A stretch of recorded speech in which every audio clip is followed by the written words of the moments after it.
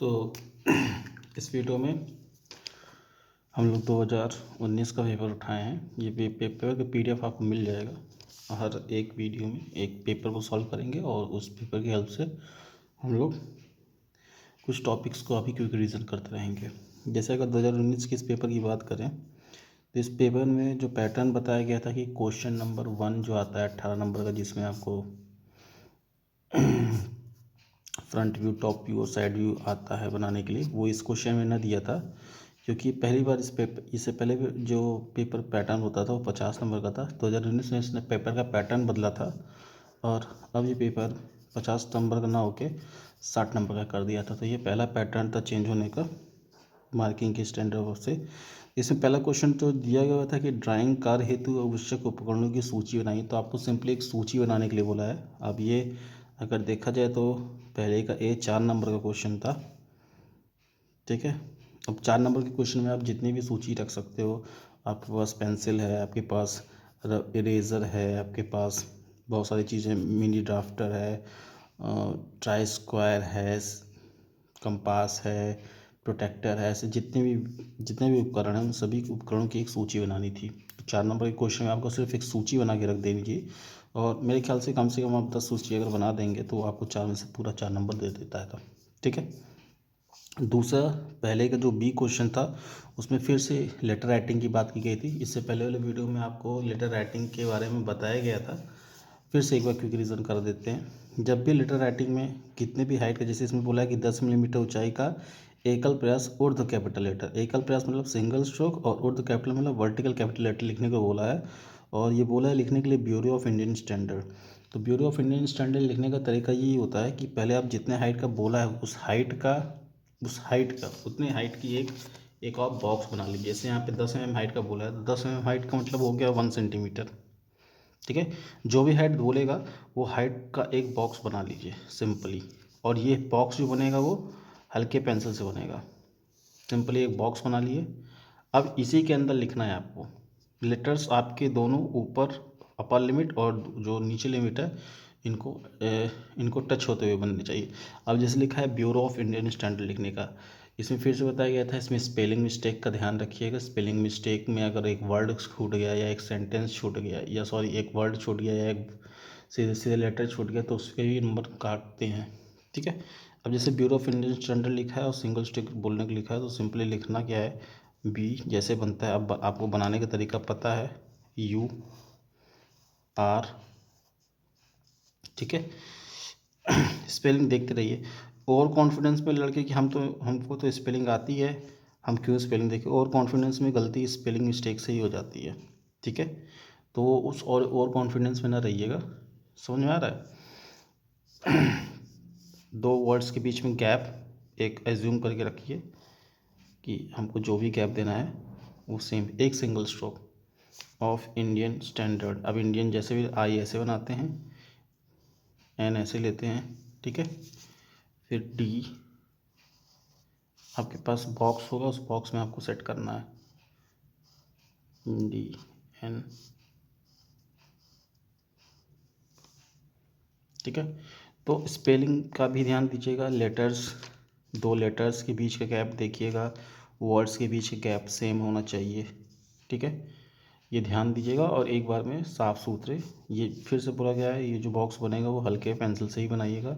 जो भी single stroke आपको लिखने के लिए बोला है डार्क पेंसिल का यूज़ कीजिए। एक स्ट्रोक में बोला है तो एक स्ट्रोक में, और 2 स्ट्रोक में बोला है तो डबल स्ट्रोक में, ठीक है। दूसरे का एक क्वेश्चन था कि 40 मिलीमीटर भुजा वाले नियमित पंचभुज का सामान्य विधि से रचना कीजिए। अच्छा, दूसरे का जो एक क्वेश्चन था इसमें आपको पेंटागन बनाने को बोला है जिसकी भुजा 40 mm है। विधि मेरे पास 2 थी, आपकी किताब में बताया गया था, पहली विधि, 2 विधि। आपसे बोला गया था कि किसी एक विधि को अपने विवेक द्वारा एक विधि का स्मरण करके, याद करके, और उस विधि के थ्रू आप पेंटागन, हेक्सागन, ऑक्टागन जो भी बनाने को बोला गया है सेम भुजा वाला, सबकी भुजाएं सेम होनी चाहिए, वो आपको बनाना है। टेस्ट में देखा गया कि कुछ बच्चे सिंपली स्केल का ड्रॉ करके, स्केल की लेंथ लेके कि दो, अगर पेंटागन बोला है कि दो भुजाओं के बीच 108 डिग्री होता है तो सिंपली स्केल का यूज़ करके बना दे रहे थे। ये कोई विधि नहीं है। विधि में आपको ये 2 विधि बताई गई हैं और इन्हीं दोनों विधि से बनाया जाएगा। मैंने बहुत से लड़कों को नंबर इसमें काटा था, क्योंकि ये कोई मेथड नहीं है, ये तो छोटे बच्चे को ही बता दो कि एंगल्स दो साइड्स के बीच का कितना होता है वो बना ले जाएगा। ठीक है, तो जो विधि बोला गया है आपको सर्किल के अंदर इंस्क्राइब करके बताया गया है या कटिंग करके बताया गया है, जैसे हो विधि के थ्रू बनाना है, क्योंकि अगर एग्जामिनर अच्छा मिल गया और आपने इस प्रकार का बनाया तो उसमें नंबर काट ले जाएगा। ठीक है, इसलिए हमेशा याद रखिए हेक्सागन बनाना हो गया या पेंटागन बनाना हो गया, किसी एक विधि का, कोई भी आपको विधि का नाम देता नहीं है तो किसी एक विधि से ही बनाइएगा, ये यूज़ ना कीजिएगा। ठीक है, दूसरे का बी है रैखिक विमाकरण के से संरेखिक दिशाहीन तरीकों में अंतर बताइए। इसमें लीनियर डायमेंशन के बारे में पूछ रहा है, जिससे आपको बताया गया था यूनिडायरेक्शनल और अलाइंड वाला। यूनिडायरेक्शनल डायमेंशन क्या होता है, अलाइंड डायमेंशनिंग क्या होता है, वो आपको आपके आपके जब भी आपकी क्लास ली गई थी या जब भी कंबाइंड क्लास ली गई थी उसमें बताया गया था। नहीं याद है तो एक बार किताब उठाइएगा, डायमेंशनिंग टेक्निक्स वाले चैप्टर में जाइएगा जहाँ पे डायमेंशंस के बारे में बताया गया है। वहाँ पे दो तरीके बताए गए हैं, एक सिस्टम ऑफ डायमेंशनिंग के बारे में बताया गया है, दो प्रकार के सिस्टम्स तो होते हैं, और एक ये विधियों के बारे में बताया गया है कि कैसे डायमेंशनिंग की जाती है या कौन कौन से रूल डायमेंशनिंग के। तो उसको एक बार सरसरी निगाह से 5 मिनट का 5-6 पॉइंट्स हैं उसको पढ़ लीजिएगा, तो आपके दिमाग में एटलीस्ट ये तो रहेगा कि हाँ अगर डायमेंशनिंग रूल लिखने के लिए आ गया या जैसे इसमें अंतर लिखने के लिए आ गया क्या होता है अंतर, या किसी एग्जाम्पल के थ्रू आप उसको डिस्क्राइब कर सकते हैं। तो dimensioning chapter theory point of view से बहुत इंपॉर्टेंट है, क्योंकि इसी में थ्योरी में से आपको यूनिडायरेक्शनल क्या होता है डायमेंशनिंग टेक्निक्स और अलाइंड क्या होता है इनके बारे में बताया जाएगा। ठीक है, तो डायमेंशनिंग टेक्निक्स चैप्टर आपको थ्योरी पॉइंट ऑफ व्यू से एक बार पढ़ लेना है, याद नहीं करना है, सिर्फ पढ़ना है। तीसरे का एक क्वेश्चन था आरएफ एवं विकर्ण स्केल के सिद्धांत को समझाइए। आरएफ के बारे में तो आप जानते हैं, लेकिन विकर्ण स्केल के सिद्धांत के बारे में शायद आपको ना पता हो। विकर्ण स्केल का जो सिद्धांत होता है वो सिमिलर ट्रायंगल्स के प्रिंसिपल पे काम करता है। सिमिलर ट्रायंगल्स आप लोग पढ़े होंगे, समरूप त्रिभुज मैथ्स में पढ़ोगे, उस प्रिंसिपल पे ये काम करता है। और इसमें डायगोनल स्केल में मेंशनली 3 यूनिट्स के छोटे से छोटे डिस्टेंस को हम लोग दिखा सकते हैं, या 2 प्लेसेस ऑफ डेसिमल्स, दशमलव के दो अंक आगे के हम लोग डिस्टेंस को भी दिखा सकते हैं। जैसे आपसे एक इससे पहले क्वेश्चन कहता है था 54.6, अभी 54.6 पॉइंट के बाद 6 है, और अगर ये 6 आगे क्वेश्चन लेगा ये 0, मतलब दशमलव के 2 आगे तक के डेसिमल को हम लोग दिखा सकते हैं थ्रू डायगोनल स्केल।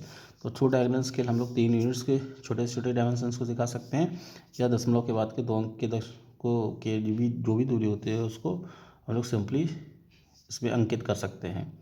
तो डायगोनल स्केल तो पक्का आपका आना ही आना है 14 नंबर में, तो इसको अच्छे से पढ़ लीजिएगा। डायगोनल स्केल्स के बारे में फिर से एक बार समझा देते हैं, क्योंकि इससे पहले वीडियो में आपको बताया गया था कि डायगोनल स्केल्स कैसे बनाया जाता है, या कोई एग्जांपल आपको बताया गया था। डायगोनल स्केल जब भी देखिए आपके पास, जब भी स्केल की पार्टीशन करने की अगर आपके पास आ जाता है कि हम कितने भाग में काटें, कितने भाग में काटना है ये डिपेंड करता है कि आपको क्या शो करना है उस पर। ठीक है, कितने भाग में ये काटना है ये डिपेंड करता है कि आपको क्वेश्चन में कितना डिस्टेंस अंकित करने के लिए बोला है। अब पता चला आप जैसे से पहले वाले क्वेश्चन में पता चला कि आपको 16 सेंटीमीटर आया था लेंथ ऑफ स्केल, और 80 मीटर की स्केल बनाना था। ठीक है, अब अगर आप 20 40 60 के रूप में कर देते तो 20 40 60 के रूप में तो आप इजी से कर सकता, मतलब काटने को तो आप कर सकते, लेकिन आपको 54.6 भी दिखाना था वहाँ पे मिलीमीटर या मीटर। अब 54.6 दिखाने के लिए आप अगर इसको आप 20 40 60 80 के रूप में करते तो बचाइए 50 कहाँ से आता, 50 आ ही नहीं पाता इस पर। ठीक है, तो वहाँ पे लॉजिक आपको बहुत सारे मिलेंगे, आपको बहुत सारे ऑप्शंस मिलेंगे कि हम इतने पार्ट में कर लें, इतने पार्ट में कर लें, बट डिपेंड करता है कि हम किसको शो करना चाहते हैं।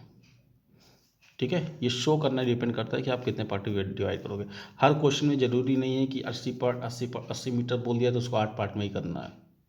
ठीक है, मैक्सिमम लेंथ से किसी किसी क्वेश्चन में डिसाइड कर सकते हो आप कि कितने पार्ट में डिवाइड करना है, लेकिन 2 तरीका है, या तो मैक्सिमम लेंथ से आप पता कर सकते हो, नहीं तो दूसरा आपको क्या डायमेंशनिंग करने के लिए दिखाया गया है, क्या प्रदर्शित करने के लिए दिखाया गया है। मेनली जो हम लोग देखते हैं वो इसके थ्रू देखते हैं कि डायमेंशनिंग स्केल बनाने को बोला गया है, लेकिन क्या ये वो जो हम स्केल बना रहे हैं क्या वो स्केल से हम लोग इस पर मार्क्स कर सकते हैं। अगर मार्क कर सकते हैं ठीक है, उसके अकॉर्डिंग बनाइए, और अगर नहीं मार्क्स कर सकते हैं तो उसके अकॉर्डिंग बनाइए जो भी आपको डायमेंशन दी गई है। ठीक है, आई होप आपको समझ में आ रहा होगा मेरी बातें। थ्रू एग्जाम्पल आपको बताया गया है कि हम लोग अगर ये 20, 40, 60 करके 4 भाग में डिवाइड करते तो मेरा काम नहीं हो सकता था, क्योंकि हमको 54.6 दिखाना था। अब इसमें आप 54 कैसे 50 कैसे दिखा सकते थे, क्योंकि आप 20-20 का खींचे, उसमें 50 आएगा ही नहीं। तो ये मेथड यहाँ पे गलत हो जाता है। उसके लिए हम लोग क्या करना, हम लोग उसको 8 पार्ट में डिवाइड करना ही था, 10-10 का 8 पार्ट। उसके बाद हम 50 करके फिर उस 10 मिनट को एक एक पार्ट पे 10 बार डिवाइड कर दिए थे। तो एग्जाम्पल आपको बताया गया था। ठीक है, कभी कभी जैसे कुछ हैं जो पिछले पहले वाले क्वेश्चन था जो आपको बैक पेपर था, उसमें क्वेश्चन में 2 यूनिट दी हुई थी, मीटर डेसीमीटर। अब अगर बच्चा स्टार्टिंग से क्लास नहीं किया होगा या उसको कॉन्सेप्ट नहीं पता होगा, उसको लगेगा ये तो प्लेन का स्केल का क्वेश्चन है, लेकिन ऐसा नहीं है। प्लेन स्केल का क्वेश्चन आपको हमेशा यही नहीं बताता है कि प्लेन स्केल के क्वेश्चन में हमेशा 2 यूनिट काम आता है। ठीक है, प्लेन स्केल में हमेशा 2 यूनिट के डायमेंशंस को दिखाने के लिए काम आता है, लेकिन हम लोग क्या दिखाने को बोला गया ये भी देखते हैं। 54.60। अब 54.6 दिखाने के लिए आपको 54 और 0.6 का मार्क करना था, 3 डिविजन्स करने थे। पहला तो मीटर में हो जाता, लेकिन दूसरा और तीसरा आपको डायमेंशन करना पड़ता डेसीमीटर में। ठीक है, तो आँख खोल के दिमाग खोल के क्वेश्चन करना, क्वेश्चन बहुत ही इजी आएंगे। ऐसे ऐसे क्वेश्चन आपको करवाया गया है कि आप यकीन नहीं मारोगे, आपको हलवा लगेगा जब क्वेश्चन दिखेगा। बट वही है कि ओवर कॉन्फिडेंट ना होइएगा। ओवर कॉन्फिडेंट हल्का से भी हुए, फिर वहीं से आपका ग्राफ नीचे गिरना स्टार्ट हो जाएगा। आगे तीसरे का बी क्वेश्चन दिया था कि 1 सेंटीमीटर इक्वल्स टू 1 मीटर। ये रिलेशन दे दिया आपको, यहाँ से आरएफ निकालना पड़ेगा। वाले प्लेन स्केल को बनाइए। अब ये यहाँ सीधे बोल दिया कि प्लेन स्केल बनाना है, डायगोनल की बात ही नहीं किया है। अब प्लेन स्केल बनाना है जिसमें मीटर डेसीमीटर पढ़ा जा सके तथा यह 14 मीटर तक की दूरी नाप सके। ठीक है, प्लेन स्केल बनाने के लिए बोला है। 1 centimetre is equals to 1 metre बोला है। यहाँ से आप आरएफ निकालिए। अब क्या बड़ा है क्या छोटा है, अब इसमें आप पता ही नहीं चल रहा है कि कौन सा ऊपर रखना है कौन सा नीचे रखना है। तो आपको तरीका भी बताया गया था। क्या बताया गया था तरीका, अगर आपको पता होगा तो? जो बड़ा यूनिट होता है उसको नीचे रखते हैं। बड़ा यूनिट कौन सा है? 1 मीटर बड़ा है, 1 मीटर नीचे रखो। 1 सेंटीमीटर ऊपर है, इसको ऊपर रखो। 1 मीटर में 100 सेंटीमीटर, ये हो गया 1/100 का। 1/100 आरएफ का निकलेगा ये। अब प्लेन स्केल बनाना है। प्लेन स्केल में आपको मीटर डेसीमीटर दिखाना है और 14 सेंटीमीटर की स्केल बनानी है जिसमें 12.4 दिखाना है। अब जो 14 सेंटीमीटर की स्केल बनानी है आपको, 14 सेंटीमीटर की स्केल 14 मीटर की स्केल बनानी है और 12.4 सेंटीमीटर दिखाना है उस पर। तो आप कितने पार्ट में डिवाइड करोगे बताओ? अब 12.4 आ गया है क्योंकि आपको 12.4 दिखाना है और 14 सेंटीमीटर की स्केल बनानी है। तो आप 2, 0, 2, 4, 6, 8, 10, 14 भी लेके कर सकते हो। ठीक है, वही हो गई, उसके अलावा और कोई नहीं कर सकते। और भी कुछ कर सकते हो। आप बोलोगे 7-7 का 2 भाग कर लें, ठीक है, आप 7-7 का 2 भाग कर लेंगे, लेकिन 7 के 2 भाग में आप 12 कहाँ से दिखाओगे? या आप 14 की करनी है, 14 7 की टेबल में आता है या 2 की टेबल में आता है, और किसी टेबल में आता ही नहीं है। या तो 7-7 का 2 पार्ट कीजिए, नहीं तो 2-2 का 7 पार्ट कीजिए। मेरे लिए इजी हो जाएगा 2-2 का 7 पार्ट करना। 0, 2, 4, 6, 8, 10, 12, 14 हो गया 14 पार्ट। अब इसके बाद दिखाइए आपको, ये 2-2 मीटर है। ठीक है, 2-2 मीटर है और मीटर डेसीमीटर दोनों बोला है। 1 मीटर में 10 डेसीमीटर और 2 मीटर में 20 डेसीमीटर होगा। उसको 20 पार्ट में कीजिए। अब इसको 20 पार्ट में करने के लिए इसको फिर 10 पार्ट में कीजिए और हर एक पार्ट को 2-2 डेसीमीटर का दिखाइए।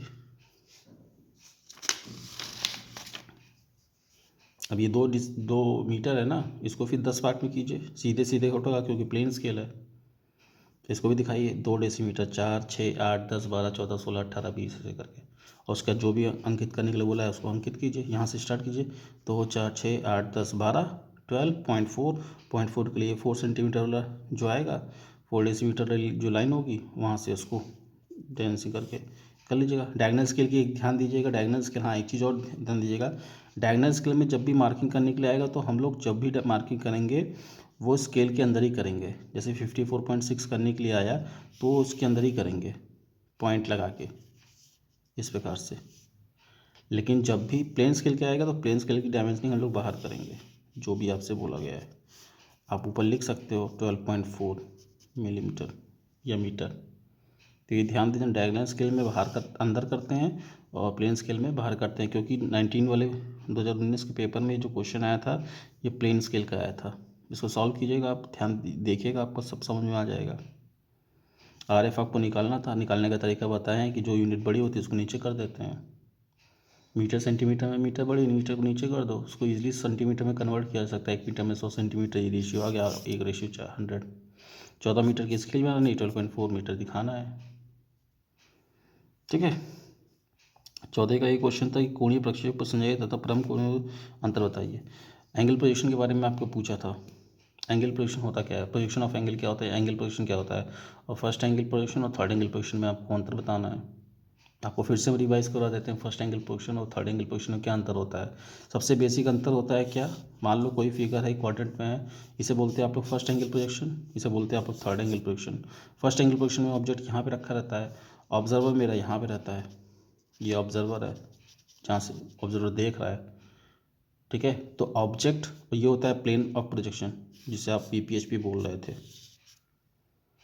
इसे बोलते हैं principal plane, PP principal plane.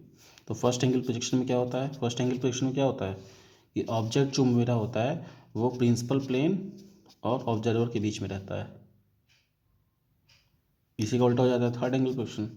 Third angle projection में क्या होता है, मेरा प्रिंसिपल प्लेन बीच में आ जाता है, ऑब्जर्वर की पोजीशन मेरी सेम रहती है, ऑब्जेक्ट मेरा किनारे हो जाता है। ये देख लिया आपको, ये दिख रहा है, ऑब्जर्वर मेरा यहीं से होगा, ऑब्जर्वर यहीं से देख रहा है, बीच में प्रिंसिपल प्लेन आ गया, ऑब्जेक्ट इधर आ गया। फर्स्ट एंगल में क्या होता है, सबसे बेसिक डिफरेंस अगर बोला जाए तो सबसे बेसिक डिफरेंस यही है कि फर्स्ट एंगल प्रोजेक्शन में ऑब्जेक्ट बीच में रहता है और ऑब्जर्वर एक साइड रहता है, प्रिंसिपल प्लेन, मतलब ऑब्जेक्ट जो होता है वो प्रिंसिपल प्लेन और ऑब्जर्वर के बीच में रहता है। और थर्ड एंगल प्रोजेक्शन में प्रिंसिपल प्लेन बीच में रहता है, ऑब्जर्वर और ऑब्जेक्ट किनारे किनारे होते हैं। ये भी सबसे बेसिक डिफरेंस है। उसके बाद आपको पता ही है कि फर्स्ट एंगल प्रोजेक्शन में आप अगर इसको HP फिक्स नहीं होता है, इसको घुमाएंगे तो HP नीचे हो जाएगा, VP ऊपर चला जाएगा, फ्रंट व्यू ऊपर बनता है, टॉप व्यू नीचे बनता है। और ऐसे उल्टा होता है थर्ड एंगल प्रोजेक्शन में, वहाँ पे टॉप व्यू ऊपर बनता है, फ्रंट व्यू नीचे बनता है। ऐसे करते करते तो एग्जाम्पल आप 5-6 एग्जाम्पल के थ्रू समझा सकते हो first angle position, third angle position के बारे में। नहीं है तो आप किताब में देखिए, आपको किताब में मिलेगा first angle position, third angle position में। इवन प्रोजेक्शन में अगर आप अंतर दिखाएं तो आप उसके जो डायमेंशनिंग होते हैं उसके थ्रू भी अंतर दिखा सकते हैं कि इसको ऐसे दिखाते हैं थर्ड एंगल में, ये सॉरी फर्स्ट एंगल में, इसको ऐसे दिखाते हैं फर्स्ट उसमें थर्ड एंगल में। जैसे तो आपको ये भी एक अंतर ही है। तो आपसे अंतर पूछा था, आप 5-6 अंतर, अब कितने नंबर का क्वेश्चन था ये, चौथे का है, 6 नंबर का है। 6 नंबर के क्वेश्चन में अगर आप 6 डिफरेंस भी दिखा दोगे तो आपको पूरा नंबर मिल जाएगा। आपको पता ही RF क्या होता है। चौथे का B question projection of point से था। प्रोजेक्शन ऑफ पॉइंट में बोला था कि एक बिंदु बनाइए P जो HP से 80 मिलीमीटर ऊपर और VP के सामने स्थित हो। 50 मिलीमीटर जो एक बिंदु P बनाना है जो HP से 80 मिलीमीटर ऊपर। अब 80 मिलीमीटर HP से बनाने के लिए क्या तरीका है, ये तो सबसे इजी क्वेश्चन था 2019 का पेपर, सबसे इजी मेरे ख्याल से। ठीक है, प्रोजेक्शन ऑफ पॉइंट की बात करते हैं अगर, तो प्रोजेक्शन ऑफ पॉइंट में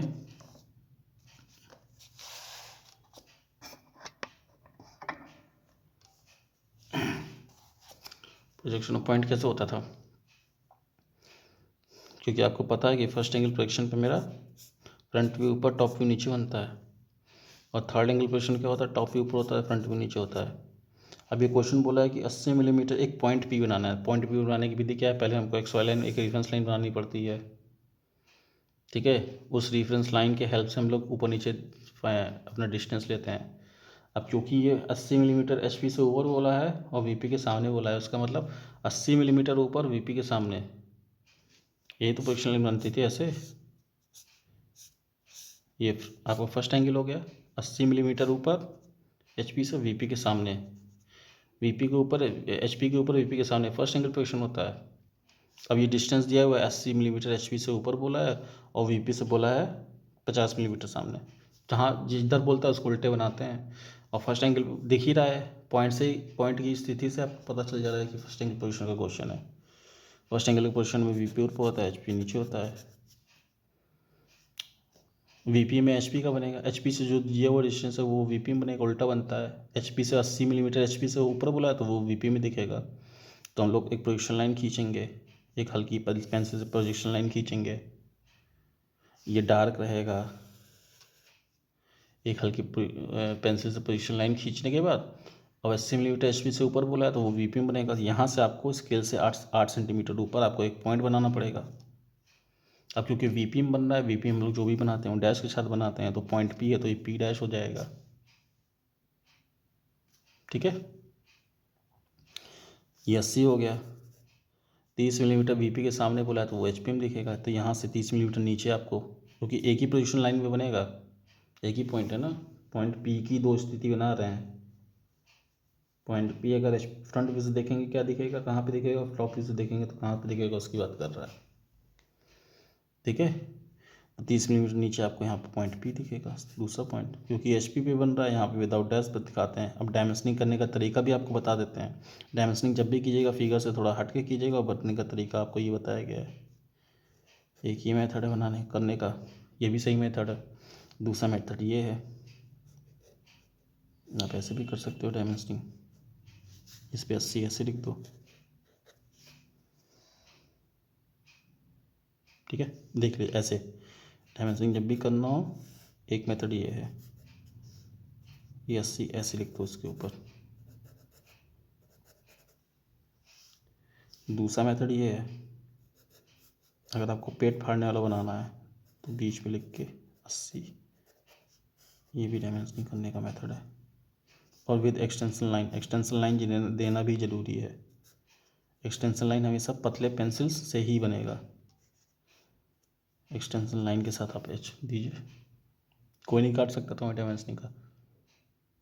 ये तो हॉरिजॉन्टल हो गया। वर्टिकल अगर बनाना हो तो वर्टिकल, अगर पेट फाड़ने वाला वर्टिकल बनाना है या दोनों ही बनाना है, ये तो 80 वाला तो ऐसे ही रहेगा। लेकिन अगर पेट फाड़ने वाला बनाना है तो पेट फाड़ने वाले को ऐसे करेंगे। इसमें अगर लिखना हुआ तो इसमें लिखने का तरीका यही है, हॉरिजॉन्टली लिखते हैं, कोई नहीं काट सकता। डायमेंशनिंग का भी, क्योंकि हर चीज़ आप अपनी तरफ से गलती नहीं करना है आपको। ठीक है, ये हो गया प्रोजेक्शन ऑफ पॉइंट, सबसे इजी क्वेश्चन दिया हुआ था। ऐसे एक और पॉइंट का दिया था क्यू, 70 मिलीमीटर एचपी के नीचे और वीपी के सामने। अब एचपी के नीचे और वीपी के सामने क्या होता है, एचपी के नीचे वीपी के सामने क्या होगा, फोर्थ क्वाड्रेंट होगा। और फोर्थ क्वाड्रेंट में आपको पता है कि एच वीपी दोनों नीचे आ जाता है, मतलब उसी से नीचे आपको एच पी वही मिलेगा, वो भी मिलेगा, दोनों मिलेगा। और 70 वाला है तो 70 वाला एच पी से है नीचे, तो 70 वाला यहाँ बनेगा, डैश के साथ बनेगा, तो वो वाला विदाउट डैश बनेगा, और उसी पे बनेगा 50 वाले पे क्यू। डायमेंशनिंग करने का तरीका, थोड़ा सा दूर दे के डिस्टेंस आप डायमेंशनिंग कीजिए। सबसे इजी क्वेश्चन था, 6 नंबर का क्वेश्चन आया था। उसके बाद आपको आया था समतल का, वर्गाकार समतल, जो कि प्रोजेक्शन ऑफ प्लेन का क्वेश्चन है। ठीक है, अब क्योंकि आपका एग्ज़ाम है और इतना लंबा वीडियो बनाएंगे, अपना वीडियो देख पाओगे ना कुछ कर पाओगे। ठीक है, तो समतल, projection of plane, projection of solid और आइसोमेट्रिक व्यू, इन 3 चैप्टर्स को, और प्रोजेक्शन ऑफ लाइन, इन 4 टॉपिक्स को 2 वीडियो में करके आपको रिवाइज करा दिया जाएगा, क्योंकि इसके बाद वही 2 क्वेश्चन हैं ही। आइसोमेट्रिक स्केल खींचने की विधि, देखिए अभी जो परसों जो पेपर हुआ था उसमें एक क्वेश्चन ये टकराया है, आइसोमेट्रिक स्केल खींचने की विधि का वर्णन कीजिए। विधि का वर्णन कीजिए या विधि को वर्णित करने का तरीका एक ही है। आपको मेरे इस प्लेलिस्ट के वीडियो में मिल जाएगा। दो पार्ट बनाए थे, पहले पार्ट में शायद हम बताए थे या दूसरे पार्ट में, दोनों पार्ट देख लीजिएगा, आपको समझ में आ जाएगा। आइसोमेट्रिक स्केल 2 विधि होती है आइसोमेट्रिक स्केल खींचने की। एक तो कितनी भी लंबी लाइन बना के, एक 30 डिग्री, 45 डिग्री और 90 डिग्री की लाइन बना के उसमें अंकित करना रहता है, एक विधि ये है। दूसरी विधि है ट्रायंगल मेथड से, 30 डिग्री वाली और 15 डिग्री वाली लाइन बना के आइसोमेट्रिक स्केल की बनाते हैं। ये दोनों विधि आपको वहाँ पर बताई गई है आइसोमेट्रिक स्केल खींचने की। तो वहाँ से आप देख सकते हो, वहाँ से एग्जाम्पल लेके समझा सकते हो। तो ये क्वेश्चन आया था, ये 2019 के पेपर में लास्ट आया था और अभी रिसेंट के पेपर में आया है, जो कि पहली बार कोई ऐसा क्वेश्चन है कि जो रिपीट हुआ है।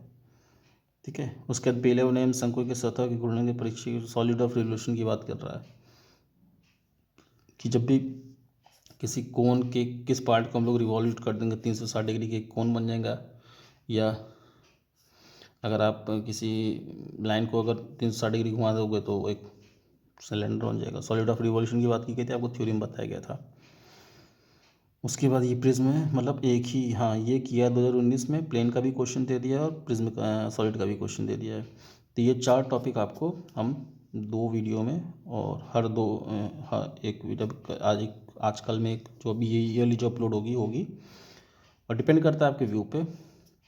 अब मैंने आपसे जो कि प्रॉमिस किया था कि पहले वीडियो में व्यू अगर अच्छा आएगा तभी दूसरी वीडियो बनाएंगे, तो पहले वीडियो में अच्छा खासा व्यू आ गया है, तो उस चक्कर में दूसरा वीडियो आपके सामने लाया गया है और इस वीडियो के थ्रू आपको एक पेपर सॉल्व करके दिखाया गया है। नेक्स्ट जो भी वीडियो आएगा आपके व्यू पे डिपेंड करता है, उस वीडियो में हम लोग प्रोजेक्शन ऑफ लाइन और प्रोजेक्शन ऑफ प्लेन के बारे में पढ़ेंगे। और नेक्स्ट वीडियो में उसके बाद जो वीडियो आएगा सॉलिड और आइसोमेट्रिक व्यू करके सारे क्विक रिवीजन करके एक पूरा सब कंप्लीट कर देंगे। उसका लास्ट वीडियो मेरा 2 तारीख को आएगा। ठीक है, 2 तारीख को लास्ट वीडियो आएगा जिसमें आपको बताया जाएगा कि कहाँ कहाँ गलती होते हैं और गलती करने के जो भी संभावना है उसको उसी समय ख़त्म की जाएगी। ठीक है, इस वीडियो में इतना ही रखते हैं। आप लोग तैयारी कीजिए आपका जो भी पेपर है और इसको भी देखते रहिए टाइम नहीं ले तो, क्योंकि व्यू पे डिपेंड करता है। व्यू नहीं करोगे तो फिर हम आगे आप नहीं करेंगे। ठीक है, और आपका व्यू देख के लग रहा है कि आप देखोगे इसलिए। ठीक है, हम भी रेडी हैं आगे वीडियो बनाने के लिए।